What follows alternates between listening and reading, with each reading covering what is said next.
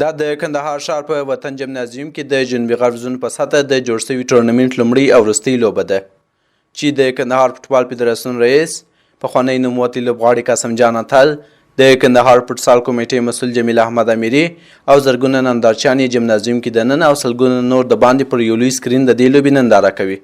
دا لوبه د نورزاد کندهار او شهدا نیمروز لوبډلو ترمنځ خورا په جوش او ولولو سره پیل سول. لومړی شهدا نیمروز لوبډله وتوانېده چې نورزاد لوبډلې ته یو ګول ورکړي، خو وروسته لوبه بدله سوه او نورزاد کندهار په کمبه کولو سره شهدا ته 3-1 ماته ورکړه. د نورزاد لپاره ګول وهنې منیر احمد، غیرت او نورغه وکړې او د شهدا لوبډلې لپاره یوازینی ګول حکمت الله ترسره کړ.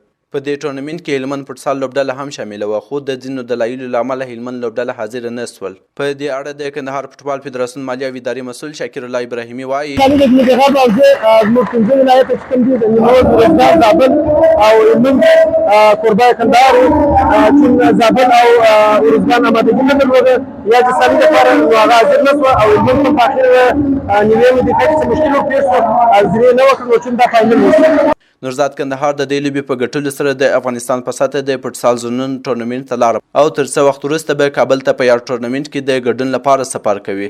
د نورزاد لوبډلې لوبډلمشر تر لوبې وروسته داسې وویل: لومړی مقام راسته راوړي، موږ بیا ځو کابل ته، لکه د زینو قهرمانان چې د هغو سره لوبې کوي، د هغو سره بیا د افغانستان هغه اصلي لیګ ته موږ وځو. نو موږ ډېر خوشحاله یو چې لومړی مقام راوړي. بل خواته ماشیتیان وایي دا ډېر د خوښۍ ځای دی چې په کندهار کې داسې لوبې کیږي او هغوی د داسې نورو لوبو غوښتنه هم کوي. کندهار ولایت کې مخ پر ودې باندې فوټسال روان دی، دا چې پخوا ته وګورو اوس وګورو فوټسال ډېر وده کړې ده. نن شپه ښه مثال دوی تماشاچیان تر ټول نور ولایتو دا ثابته کړل چې کندهار یو له هغه ولایتو څخه دی چې د فوټسال او فوټبال مینوال دي. جاران زموږ دا هیله او ارزو ده چې نور ځوانان داسې سپانسران کې چې دوی وهڅول شي چې نورې په خارجي ملکو کې بازیانې وګټي او د دې د ولایت په سطحه مثال خبرې یو شی راوړي ځان ته، یو مډال، یو اسناد، یو داسې نور څه ځان ته راورسوي. د کندهار د فوټسال کمیټې مسؤل جمیل احمد امیري وایي په کندهار کې د فوټسال لوبه ورځ تر بلې زیاتېږي او د پخوا په پرتله څو برابره د فوټسال لوبډلې ډېرې سوي دي.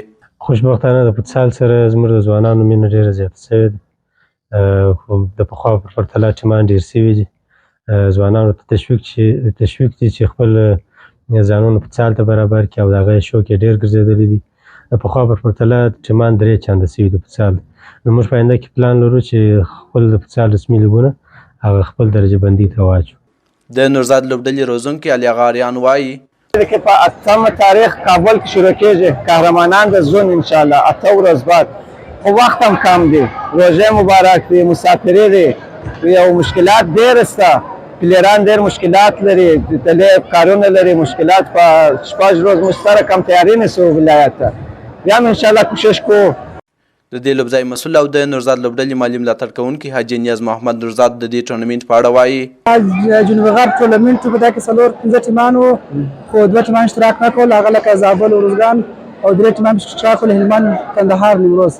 هلمند نه رالل، حاضر نه سو، نو بازیان درو څخه یو فاینل لوبې ته راغلي، نو فاینل لوبې نن د خیر ترسره سو چې نتیجه تاسو ته معلومه ده، 3-1 کندهار اتلولي تر لاس کې د افغانستان 8 زونان کابل ته لاره پیدا کړه. د یادونې وړ ده چې د لوبې تر ختم وروسته غوړ لوبغاړو ته جایزې ورکړل سوې او نورزاد کندهار لوبډلې لومړی مقام او شهدا نیمروز لوبډلې 2م مقام ترلاسه کړ.